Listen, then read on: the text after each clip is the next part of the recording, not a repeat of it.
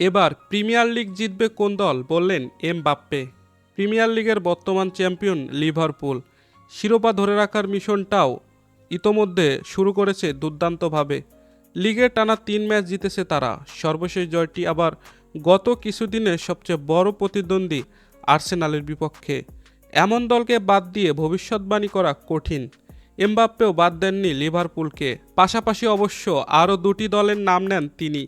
এই 2 দলের মধ্যে একটিকে নিজের ফেভারিট বলেও মন্তব্য করেছেন তিনি। শিরোপার দাবিদার হিসেবে লিভারপুলের সম্ভাবনা নিয়ে এমবাপ্পে বলেন, অবশ্যই প্রথমে লিভারপুলের নাম আসবে। তারা একের পর এক শিরোপা জেতার জন্য দারুণভাবে প্রতিজ্ঞাবদ্ধ। এমবাপ্পে আরও যোগ করেন, আমার আর্সেনাল নিয়েও অনেক আশা আছে, কারণ দলের মূল খেলোয়াড়রা দীর্ঘদিন ধরে একসঙ্গে খেলছে। ফুটবলে এটি খুব গুরুত্বপূর্ণ বিষয়।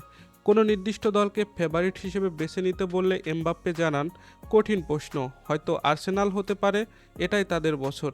গত মৌসুমে চ্যাম্পিয়ন লিগ কোয়ার্টার ফাইনালে আর্সেনালের বিপক্ষে মুখোমুখি হয়েছিল এমবাপ্পের রিয়াল মাদ্রিদ। সেই স্মৃতি এখনও টাটকা। এ সময় চ্যাম্পিয়ন্স লিগ নিয়েও ভবিষ্যৎবাণী করেছেন এমবাপ্পে। তার ভাষ্য, আমি সবসময় রিয়াল মাদ্রিদের নাম বলি, তবে ইউরোপে অনেক ভালো দল আছে।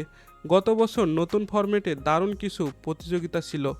এবছর আরও জমজমাট হবে। শেষ পর্যন্ত কে জিতবে তা দেখার অপেক্ষায় থাকব। দর্শক, খেলাবাজির ভিডিও এ পর্যন্তই। ভিডিওটি ভালো লেগে থাকলে লাইক করে দিন। নিয়মিত খেলার আপডেট ভিডিও পেতে আমাদের সাথেই থাকুন।